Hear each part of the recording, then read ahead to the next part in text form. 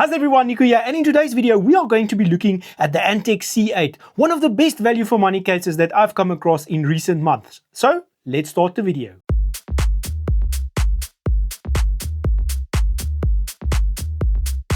So before we start the video, as always, thank you so much to everyone that watches, likes, comments and shares. It helps me out a lot. Let me know at the end of this video what you guys think of this case. So this case comes in a couple of variants. You get the normal C8, which does not have any fans installed, and then you also get the C8 with fans installed, and we will chat about that case at the end of this video.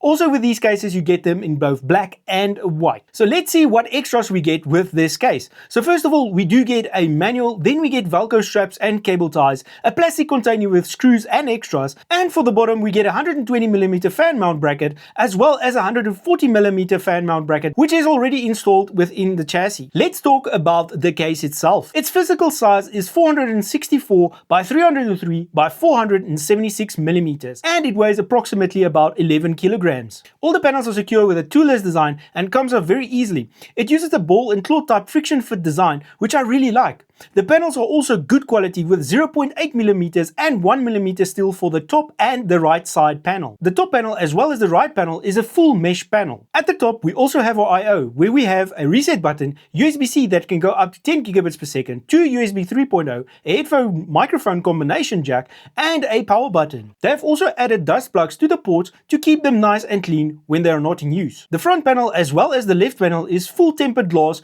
with a thickness of 4mm. If we look at the back of the case, we have 8 full PCIe slots as well as 2x Velcro straps to keep your cables nice and tidy when you plug them into your PC. At the bottom of the chassis we find 4 large feet that is rubberized so the case doesn't slide around, and it makes the case feel very stable. We also get a large dust filter here. Now let's take a look inside of the chassis itself. First of all, this case supports motherboard sizes E80X 280mm or smaller, ATX, Micro ATX and ITX, but there is no support for motherboards with the back connectors. There are also 6 rubber grommets to nicely hide cables that come from the back to the front. This case also supports massive GPUs for up to 440mm and has a max air cooler height of 175mm. If we look at fan support, it can take 260mm fans at the bottom. With a 140mm bracket installed, it can take 3 of those, and with a 120mm bracket installed, it can take 3 of those. At the rear, it can take 140mm fan or 120mm fan.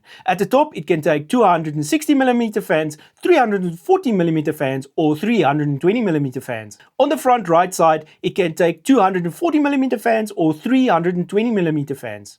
When you look at radiator support, it can take up to 360mm at the bottom, it can take 120 at the rear, and up to 360 at the top as well as the front right side. So speaking of the front right side, if we turn the case around, we can see that the rear section is separated into 2 sections. So the power supply and the machine itself are kept in separate from each other. This section is also 45mm deep, so you can easily do a push-pull configuration. At the top, we also have an I/O cable cover to keep everything nice and tidy. If we move along to the right side of this, we can see that we have 210mm support for power supplies, as well as power supplies that use side connectors. There are also 4 Velcro straps to keep all of the cables nice and tidy. For hard drives and SSDs, we have modular bays that you can remove. For HDDs, there is space for 2 hard drives in its cage, and for SSDs, we have space for 4.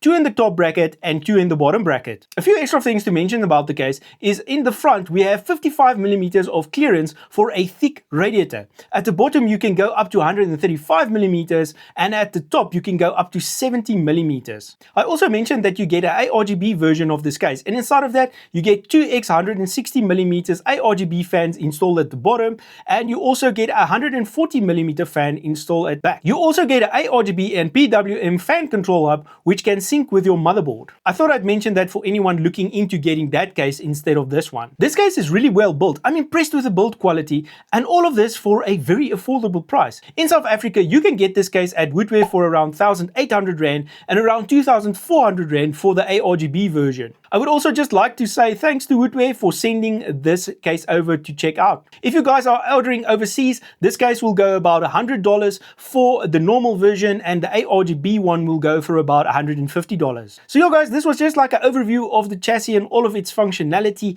Let me know what you guys think of this case. Thank you for watching everyone, and I'll see you in the next one. Cheers!